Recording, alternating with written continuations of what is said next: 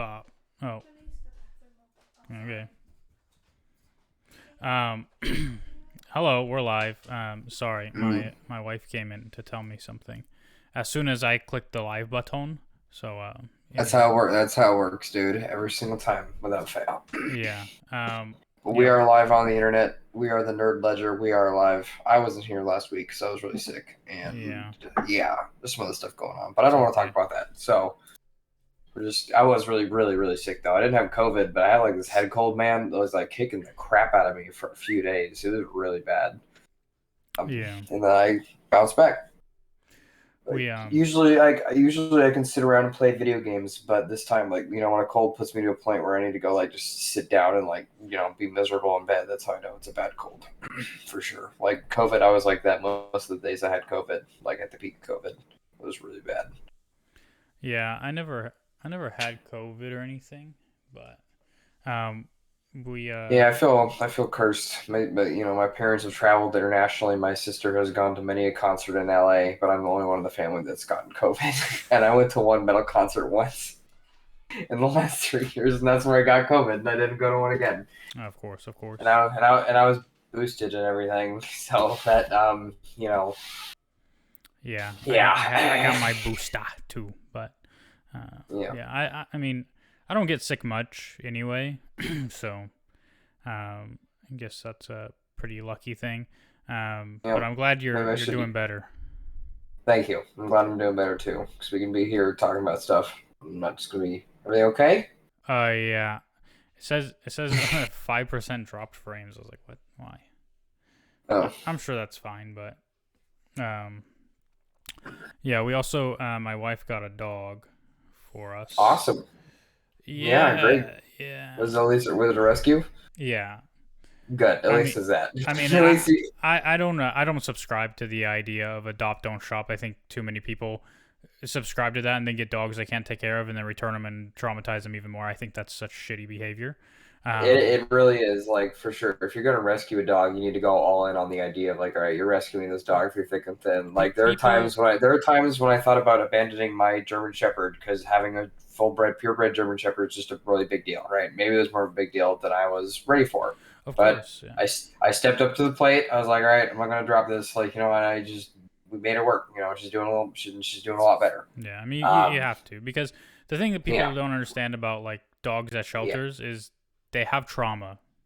Like, being abandoned is a really big deal to a dog. Like, and I just can't get over that fact of me, like, leaving Artemis in her kennel. Like, she would have been gone crazy if she would have, like, seen me handing her off to her at the same pound she got dropped off at. Because I'm not, and just, like, kept that image of, like, me trying to drive away when she's in that kennel crying in front of the freaking. That's how she got found the first time. Someone dropped her, like, this German Shepherd, purebred German Shepherd. She probably was, honestly, like, again, the adopt don't shop thing is like, be ready to own a fucking dog, because this dog was probably shot for. She's a purebred German Shepherd, and she's super cute, and she's super healthy. Like, she has a great coat, lean, all that kind of stuff.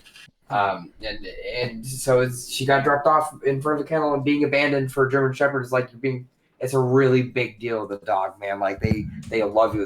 This dog is willing to, like, fight and die for me. Like, just pretty immediately. Like, that's what they're willing to do, for sure. And that's just who they are as, like, sentient beings. Yeah. And so you got to be, like, all in on a rescue, for sure. You're right. Well, I mean, and the majority of dogs in rescues are, like, German Shepherds, Huskies, and Pit Bulls. Yeah.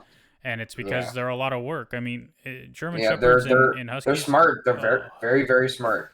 Yeah, very, very smart. It's not only the work you have to do. It's the grooming. It's everything. Like, it's a lot of work, and I think people view getting a dog as, like, they view it from the prism of, like, a child or something, where it's like, oh, it'll be fun. Dogs are great. But it's like, they're, like, a ton of responsibility. Like, exactly. You can't just, like, have all the benefits of the dog. You have to work with it. You have to put in a lot of time. You have to wake up early. Like, if you have a puppy, especially, you can't sleep. It's like a toddler. It's like having a toddler. Like, they can't take care of itself, because it basically can't, because it had its mom around 24/7 while dad was out, like, killing things and getting meat. Like, that's how it's supposed to work. Because the mom is there attending to the puppies literally 24/7 with some of the most super protective instincts, like, found on planet Earth, aside from our own. And it's just, it is a huge responsibility having a German Shepherd. Like, people always look at me weird for saying this, but I equate my German Shepherd's intelligence relative to like a 3-year-old. She understands what I say. Like, she responds. She can respond to a series of complex commands, and she has like emotions. Like, they have emotions. Dogs have personalities. They really do. Like, when you get to know them, like all dogs are unique, and you really are adopting like a little person basically, and you're going to be responsible for it forever. It's good training if you want to be a parent for sure. Like, it's part of I've heard people say they'd rather have another kid before they have another puppy. Yeah, because puppies are so much work. Yeah, and German Shepherds, like, they don't stop being work forever. Like, specifically, like, German Shepherds and Huskies, like, they're working dogs. Huskies were bred to move cargo. Like, that's literally what they used to do. They used to move cargo via sled that's why they're so hyperactive. And then German Shepherds are just, there's no easy way to put this, but they're purebred attack dogs at this point. Their instincts, like, to bite and chomp, like, you can see it in Belgian Malinois. And, like, that's why Belgian Malinois don't last very long in shelters. They're always the first ones to get put down in county shelters out here because they're just super intense dogs to own. Yeah. Because, like, they will bite the shit out of you if they don't get, like, enough attention. Sometimes my dog's taking a good bite, good chunk out of my leg. Everything important grew back, though, so it doesn't matter. But that was just, like, because sometimes German Shepherds, they're like wolves. She's like a wolf. I look at videos of wolves all the time because I'm like lame and edgy or whatever. I like watching I like watching animals do things. In another life, I would have been a good animal photographer. Still can be. I'm only very young. But, just watching the behaviors that are so similar, like how the giant, wolves are huge. People don't understand how big wolves are. They're like 130, 45 pounds. They're big dogs. My dog's like 80 pounds. But it's like a reduced size wolf.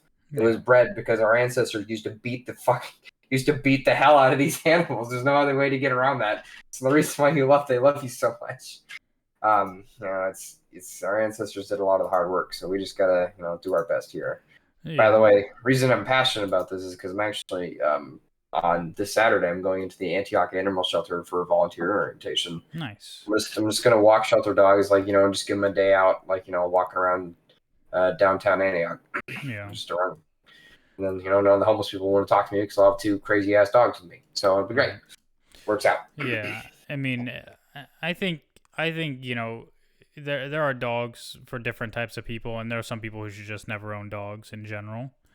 Yeah. But I think, like, a lot of people don't understand that, like, if you get a dog from a shelter, it's a lot of work, and it's really hard work because dogs learn bad habits in shelters. Those dogs are traumatized. They have behavioral issues. They might have other things going on. Like, it's a lot. They need time they just need time to decompress too. Like, eventually, like, eventually they usually, like, Artemis calm down, but German Shepherds don't really calm down per se. But right. a level of crazy was reduced. Let's put it like that. Yeah. I mean, there are so many myths too about, like, training dogs and how to deal with dogs, and people think it's cruel to put them in crates, and like, people need to understand that dogs are pack animals. They need an alpha, and they like snug spaces.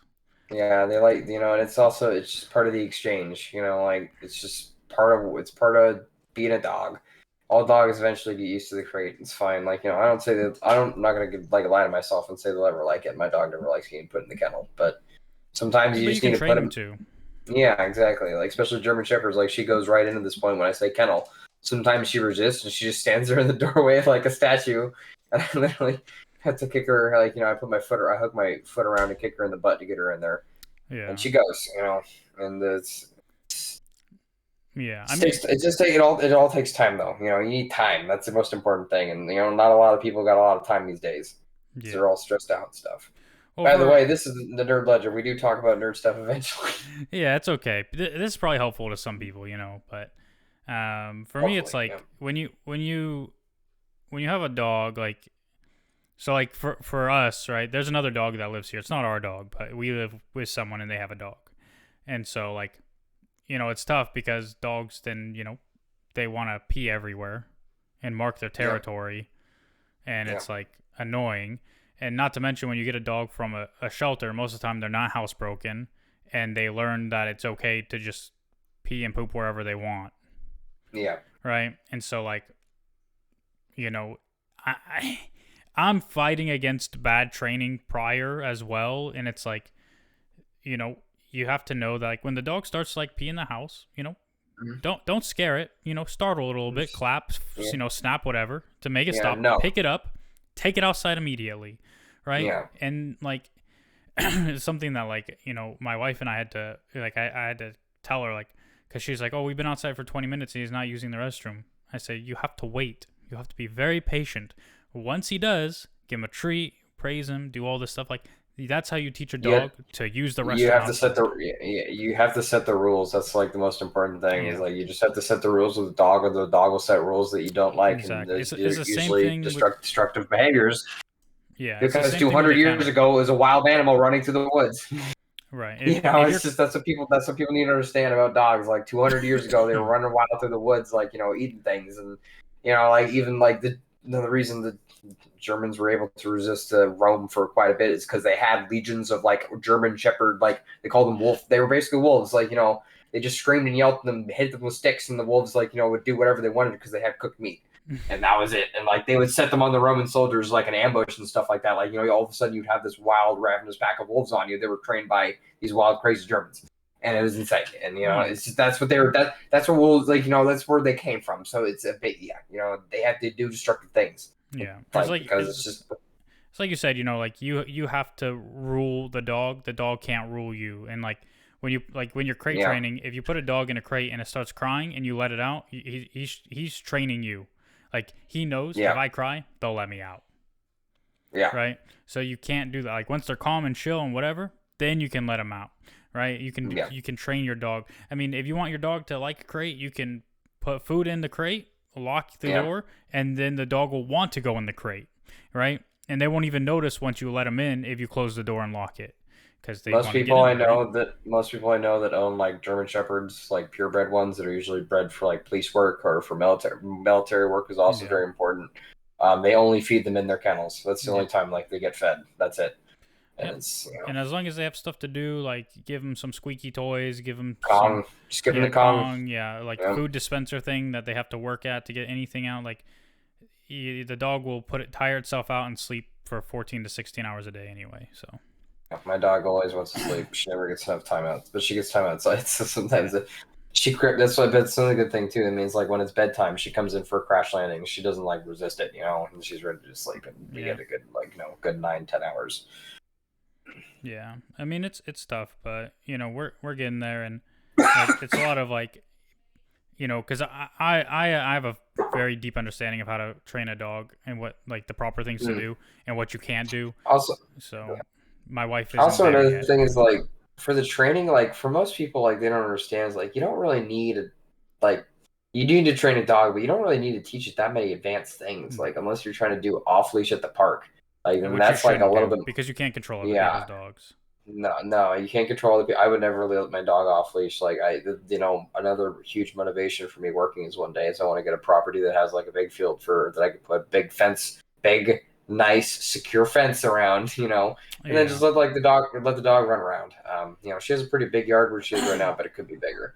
Like she can still run around when she wants to. It's important for dogs. That's another thing is like they're born to run really fast, a lot of them. So, but just get a good leash and. Sorry, I stumbled over myself. Please. That's all right. That's all right. Yeah. But anyway, we'll talk about nerd stuff now, I guess. Real quick, I mean, I don't know how quick it'll be, but, when I was here by myself last week, I talked about the DC announcements.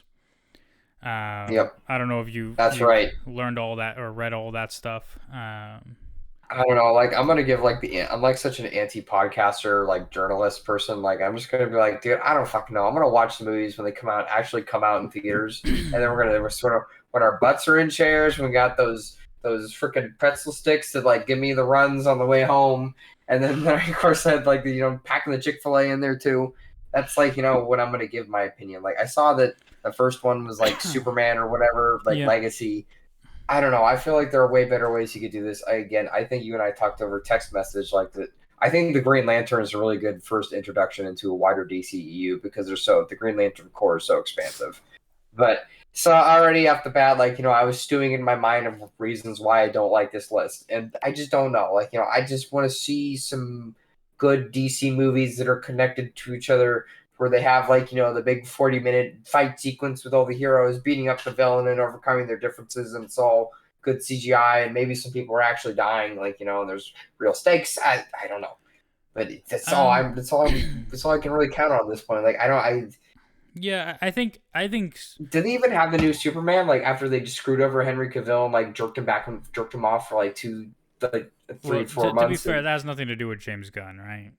Okay, yeah, I totally mean, right. But still, like, what there's some James Gunn threw a lot of shade recently, and I'll talk about that because I failed to talk about it last week. So I'll read the article where he throws a lot of shade at DC in particular, for how they were run before. And to its credit, after his announcements, I mean, Amazon sold out of everything that he announced, all the comics they were based off of.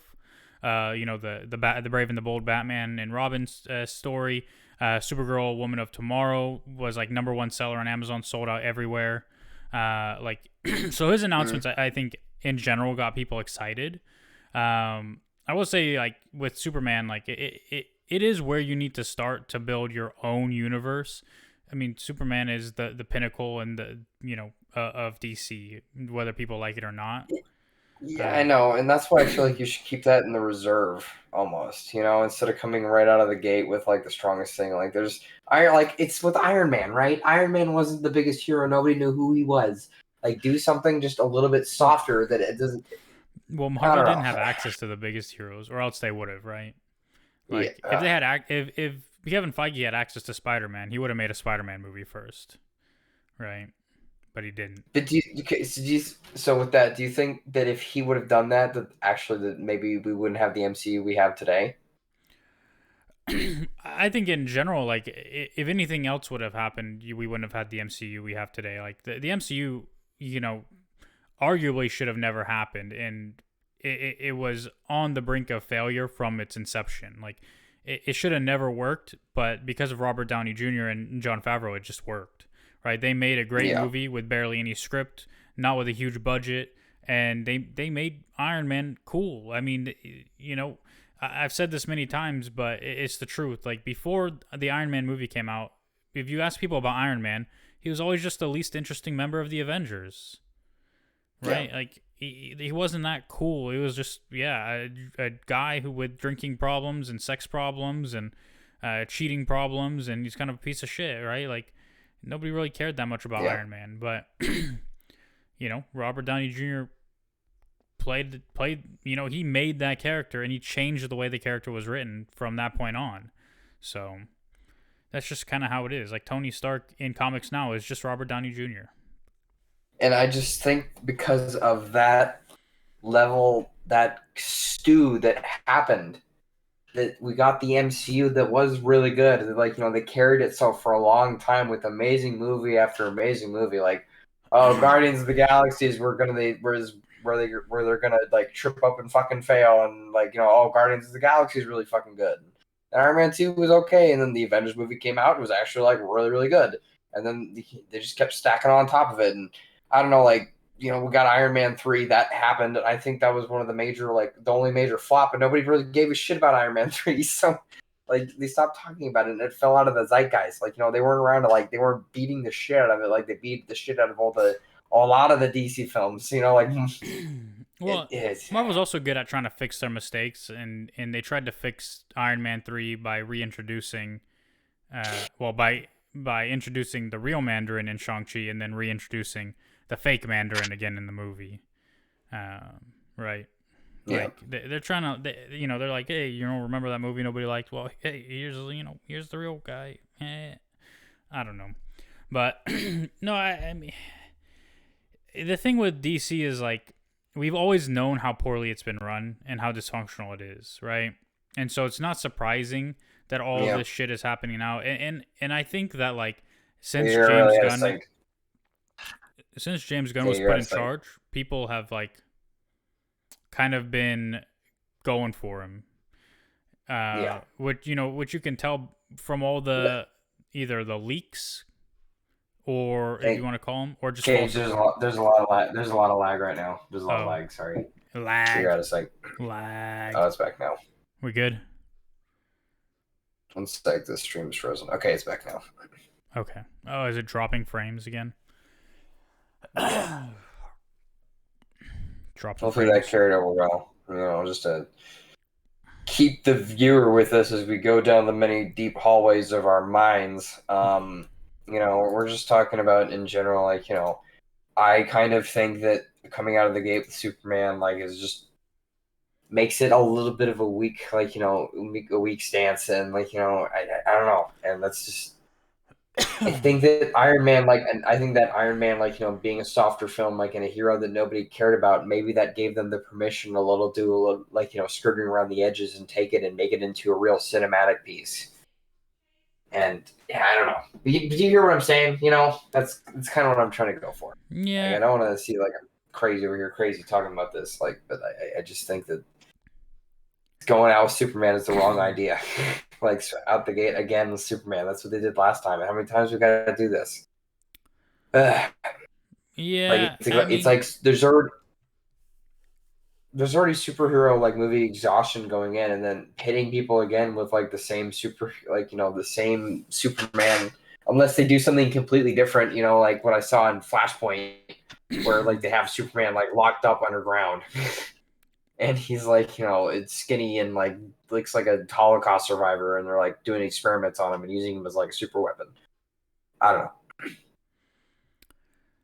Yeah, maybe. I don't know. I think it's fine. But DC pretty much started with Superman way back in the 30s, right? So yeah, I think they're just kind of hitting those big points, and they probably have their story laid out for the most part of what they're trying to do.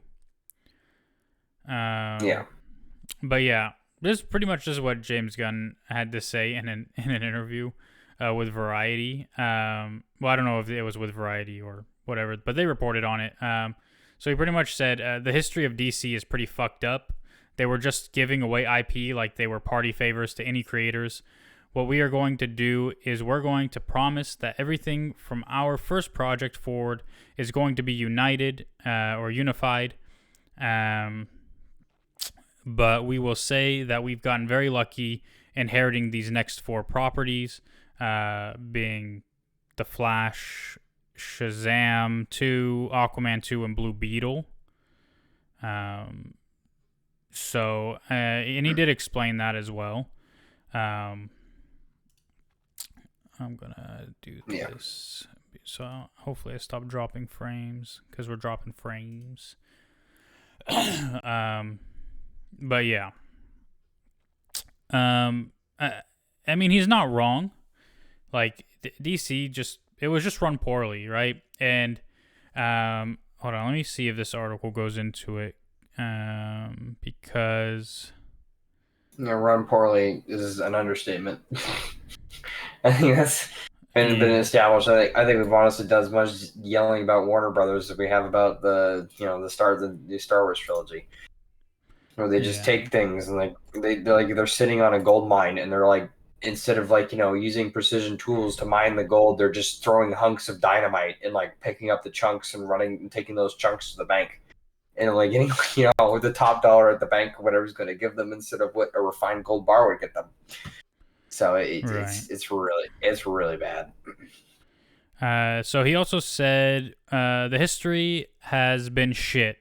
It's been a real fucked up journey for DC. He says, I think that there was basically no one minding the mint, and they were giving out IP to any creatives that smiled at whoever was in charge. There was never any real power given to the people in charge, and so somebody could always go over their head and do whatever they wanted. That's a clear shot at The Rock.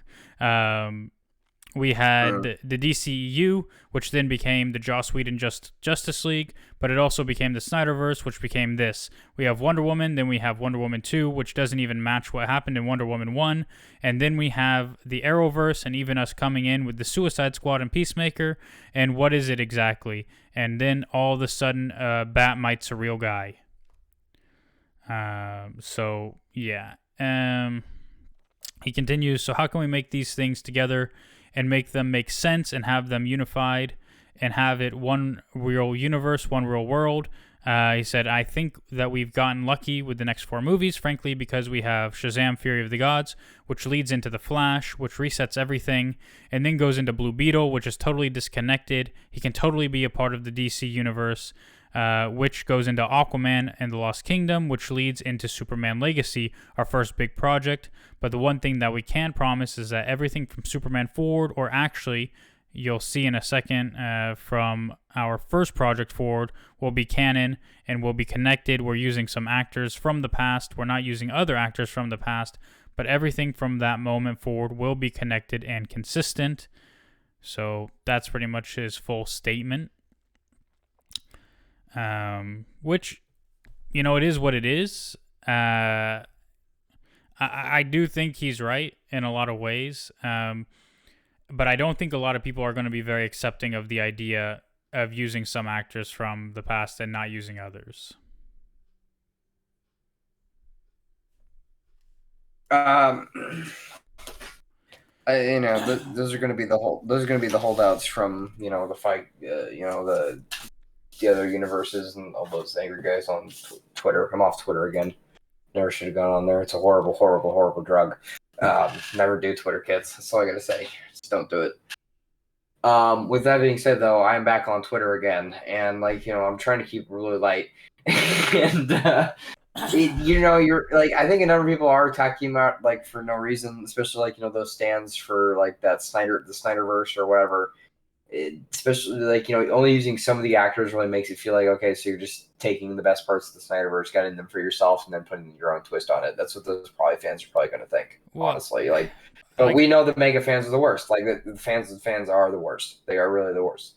So it's no getting around that. I get what he's trying to do. For me, James Gunn has explained what he wants to do and why things are the way they are by saying, we want to start the universe with a younger Superman, and Henry Cavill didn't suit that mold or whatever. So, it makes sense to me, but it's not going to make sense to a lot of people. A lot of people are still going to want to know, why is Henry Cavill out and Ezra Miller still here? That's also true. That's something I didn't think of right up until you said it. Because they did defend Ezra Miller. Here's the question. Here's the answer. Question and the answer. It's fucked. Boom. Answer complete. Submitted, signed and sealed, A+, baby. Get back to me. I'm gonna go check that on my academic website that looks like a 2005 computer program. But you're right. That is bonkers. And again, there's still pending active litigation, and the dude is obviously unhinged and detached from reality and hides in many different ways. And it's just. Yeah. He's out of the news. It's all he needed, and he, whatever, are gonna go back into their next movie job and get hundreds of millions of dollars because the next project is gonna. If his project is gonna be the one that hits the reset button, everybody's gonna want to watch it. Yeah. And the actors get paid out based on performance of the movie. That's how it works. And he's gonna make a shitload of money. Yeah. And hopefully they won't use it to make another weird sex cult thing where they, tend to abuse people. Hopefully they are fully reformed and are doing better and whatever, but we can't know that. So, only time will tell. But I think it's a PR nightmare for James Gunn if he actually brings Ezra Miller back for the future of the DCU. And I wouldn't want that to happen. So, but whatever. I think after all that, you are right. Why is Henry Cavill out and this guy is in? And why are they're probably going to be? I really think they're going to recast Wonder Woman. I really think they're going to do that.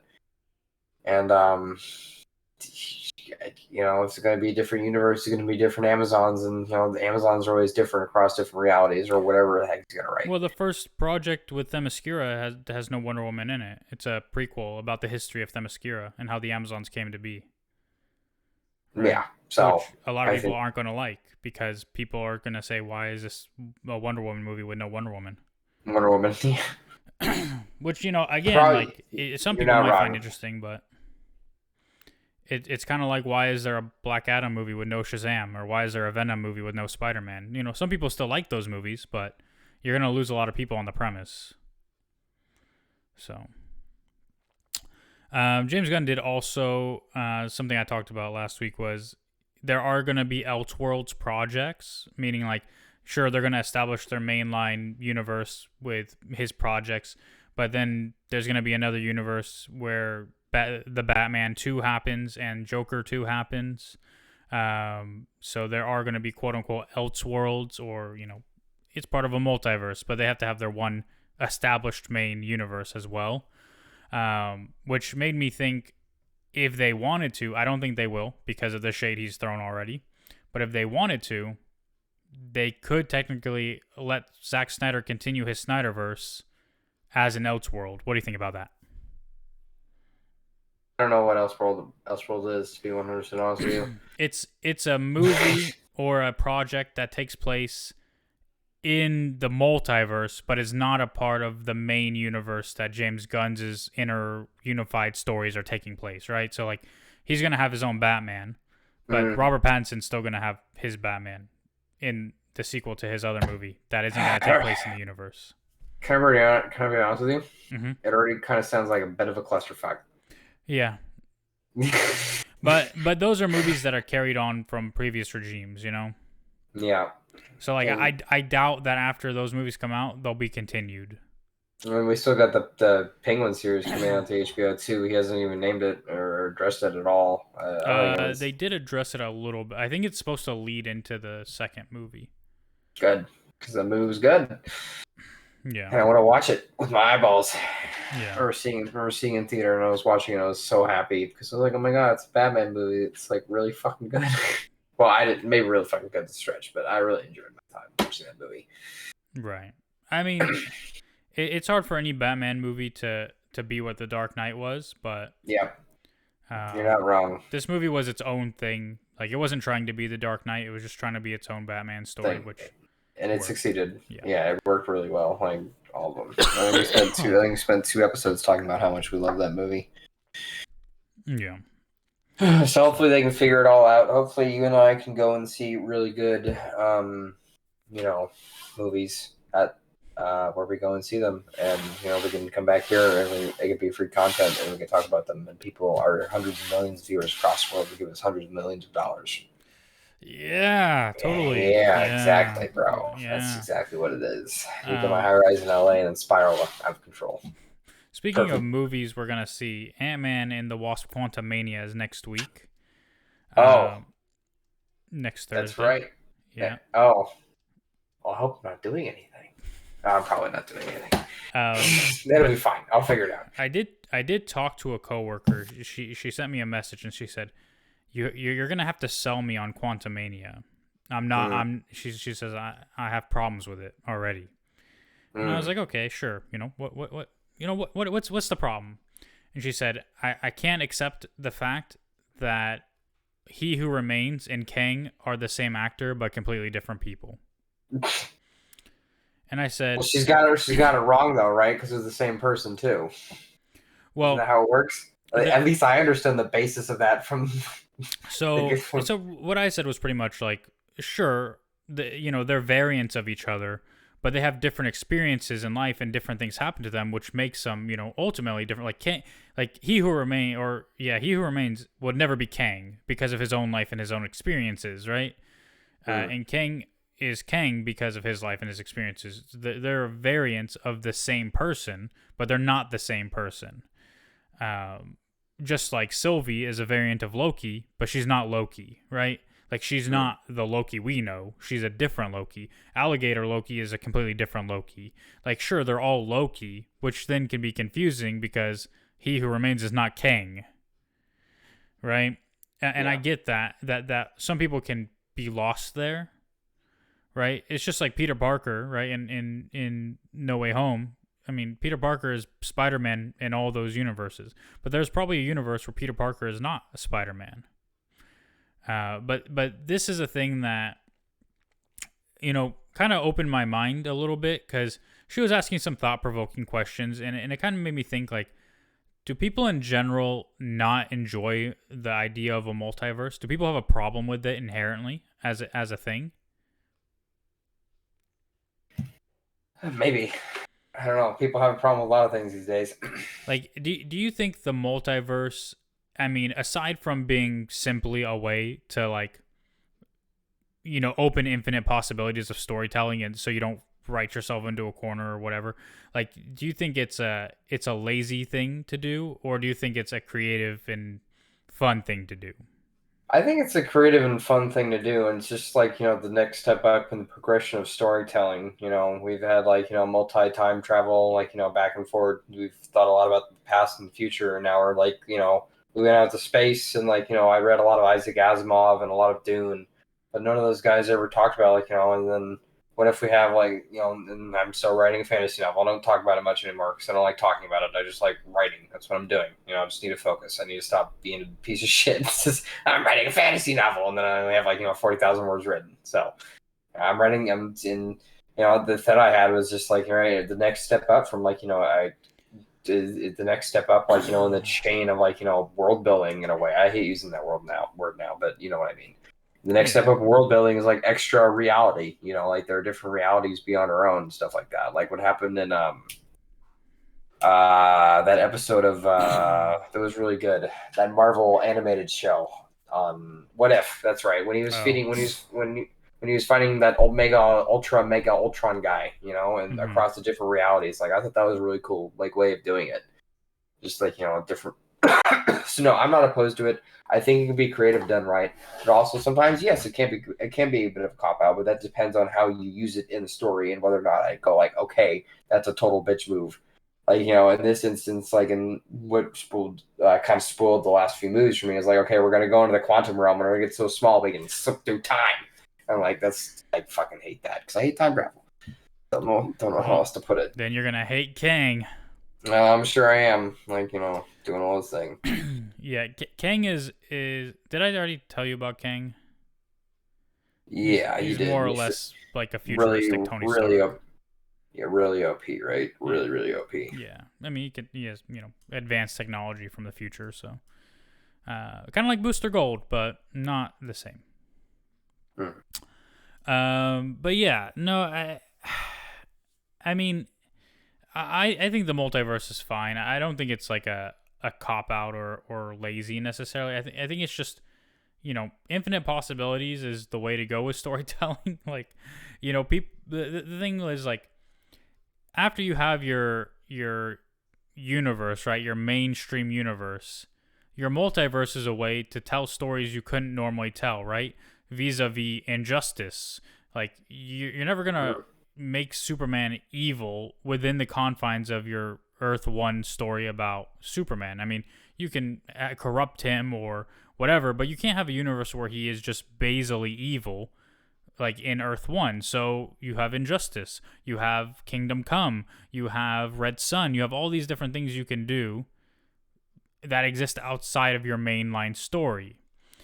And it's the same with Marvel, right? And so the multiverse is important. And in Marvel, right, the interaction of universes is actually pretty important in a lot of stories, including Secret Wars, which we're getting to. And DC had some similar things with Convergence and other things, or Crisis on Infinite Earths, major story plot points, right? That they're just important. So it's always going to happen. Some people hate it, especially when you use the multiverse or whatever as a way to reset your universe, which comics have done way too much for way too long. I mean, New 52 went on for a long time, and a lot of people didn't like New 52 DC, and then Rebirth happened. A lot of people did like Rebirth, so you're never going to get everyone on board. I think it's fine, but anyway, Nintendo Direct also happened. Did you watch all of it? Yeah, most of all, I watched the important part when they said they were bringing all the Game Boy games to the Switch, and I was like, damn, that's really freaking cool, actually. But in waves, right? Download that tonight.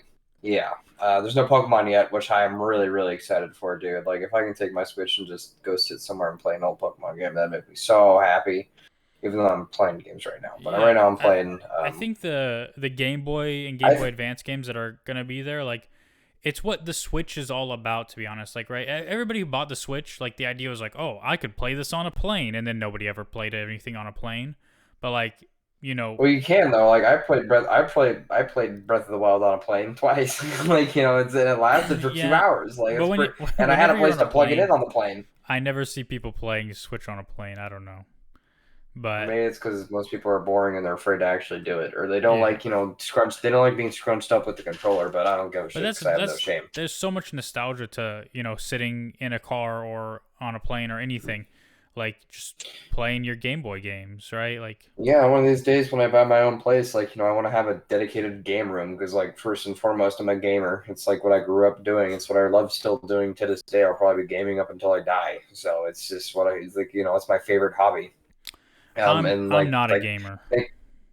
Thankfully, in the United States, like there's such a good way to embrace the hobby. Like you can buy your own kits now because like the copyrights and everything like that fell out of like Game Boy recreation kits and build your own and customize it and everything like that. And it works like a Game Boy. Yeah. There's the modding scene is really cool too. You can just go on eBay and you can like buy a PS. Like my old PlayStation 2 still has an expansion bay. I'm gonna go. There's like they sell hard drives now that just have every PlayStation 2 game ever made on the same hard drive, and you just slot it in, and then like, all right, there you go. You have your PS2 is like modded in with every single game known to man on the PS2, and it's amazing. It's cool. I'm lucky to be a gamer because it's actually kind of cheap, to be honest. I just remember PlayStation 1 where you can save like 2 games on the memory card before it's full. Yeah. Yeah, I remember the memory card struggles back in the day. I only had 2 memory cards, and that was it. And, like me and my sister had to divvy them up for ourselves, and yeah, dude, it was a struggle. It really was. And then we got this amazing thing. We got this amazing device. It was this card, and it had so much space, dude. This thing could hold 2 whole freaking gigabytes of data, dude. And like it could hold every game. And that's also when games were much smaller. Sorry. If people, I apologize. If people can't pick up on the sarcasm in my voice, 2 gigabytes is really small. Borderlands 3 is a 94 gigabyte install. Yeah. Hogwarts Legacy is 150 gigabyte install. So these games are getting big, man. Well, they're just. I mean, dude, honestly, if you look at Hogwarts Legacy, like when you look at the beta, it didn't look very good. Like as far as the graphics are actually fucking insane. Yeah, I think they're playing it on a shitty computer or something like that, or just on the wrong TV screen. Or it was rendered poorly or something, but the finished product looks really good. Yeah, and like the combat looks great. Everything looks good to go. Yeah, the combat doesn't look as spammy as it did in early releases of gameplay footage. Like it actually matters. You can kill people. You can straight up commit murder. Like you can cast Avada Kedavra and everyone just fucking dies. And there are no consequences. Yeah. Oh man. I don't know if I'm gonna play the game. I've seen the whole game played through already, so. I have a PS5, so I think I'm gonna get it. Yeah, I mean that's good. That's good. We're not gonna talk about the controversy around the game because it's stupid, in my opinion. Yeah, it is really stupid. It's a non-issue. It's just, to be honest, it's free publicity for the game at this point. Like there's some. Just so our viewers are aware, there's some people trying to boycott it because J.K. Rowling has opinions that are pretty mean sometimes. I don't know, call her what you want. I don't really care because again, Twitter's a horrible drug and nobody should ever do it. But yeah, she's made so much money. She's a billionaire. She doesn't care about the money she's making off this game, and it's not going to help her. It's not going to help her to harm trans people.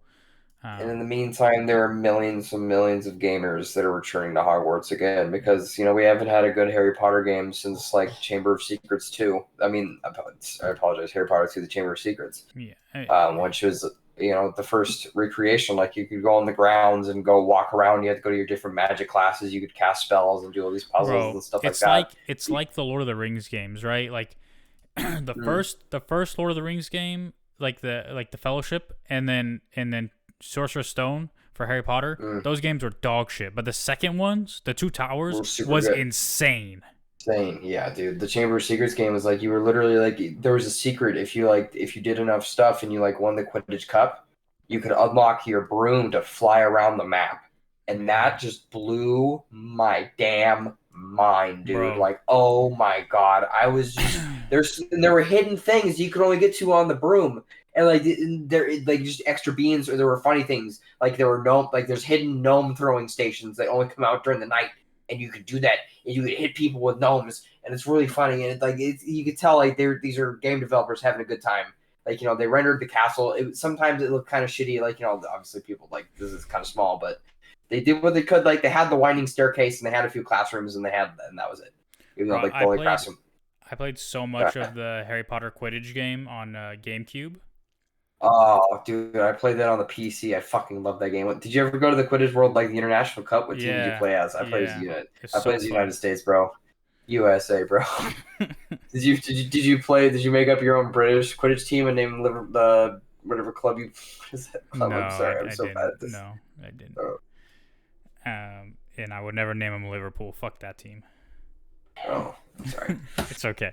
But yeah, no, like, I don't know, like, I mean, I guess what we're talking about, Hogwarts Legacy, it's not going to help J.K. Rowling be more hateful or less hateful. It just doesn't matter. And again, like, you can boycott it all you want, but you shouldn't tell other people what they should or shouldn't do, especially when you're wearing shoes that were made with slave labor in China or fucking whatever else. Like, I get it. It's a bad argument that there's no, like, ethical, buying of things under capitalism or whatever.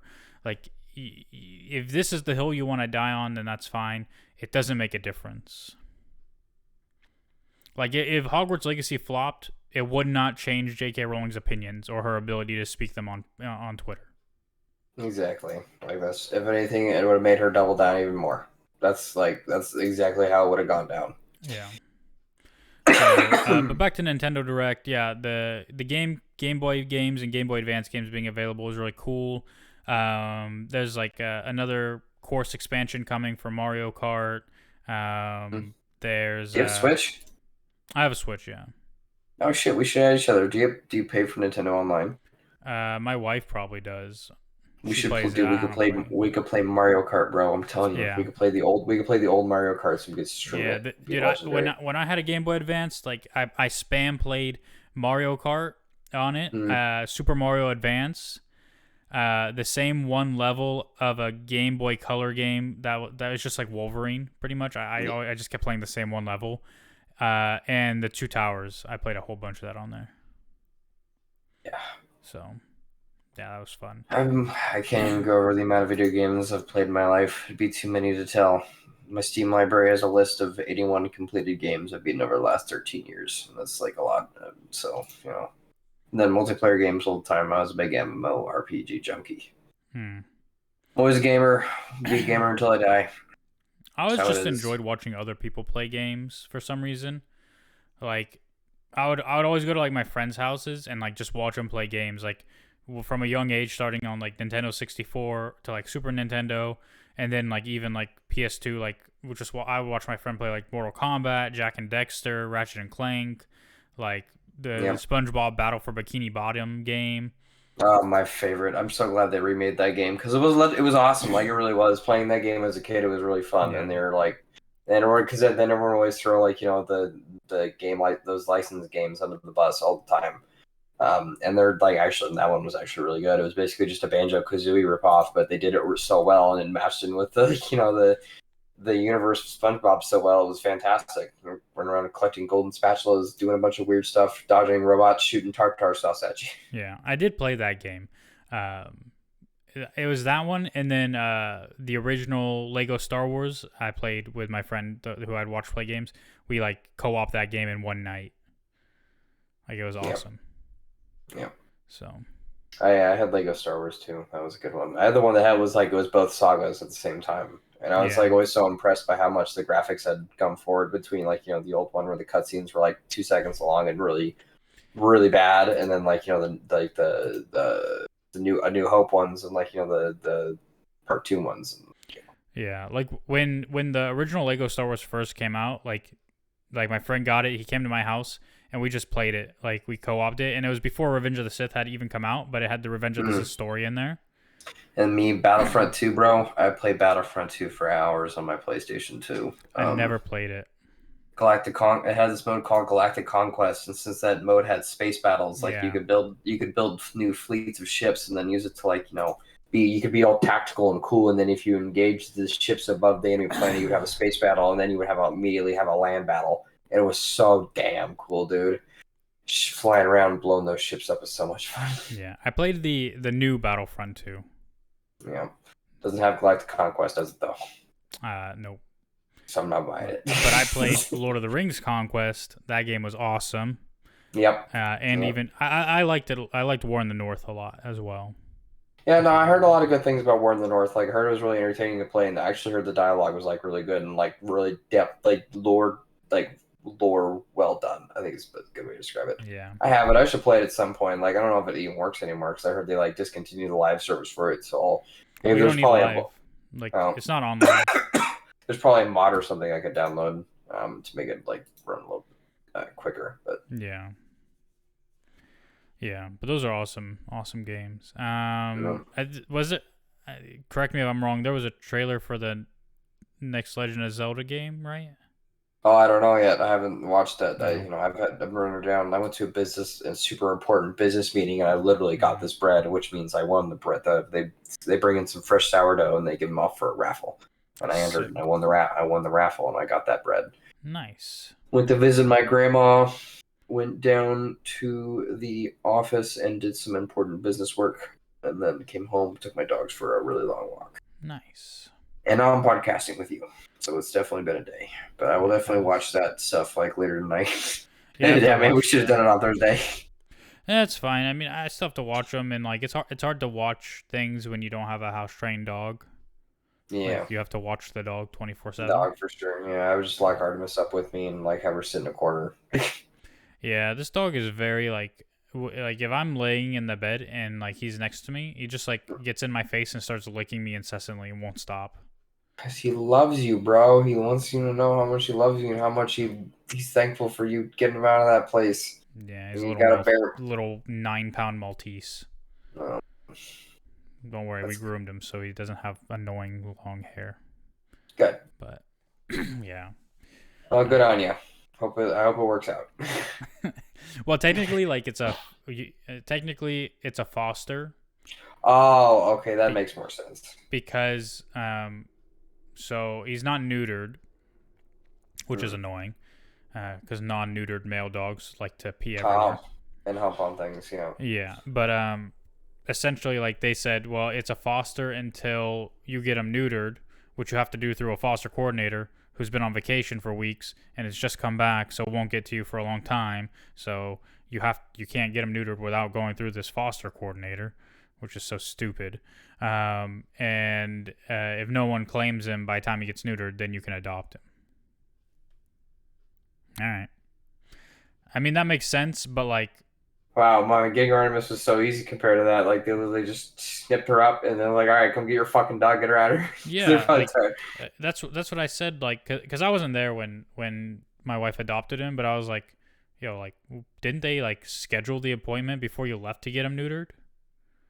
Like, why would they not do that? Like, that's literally their job.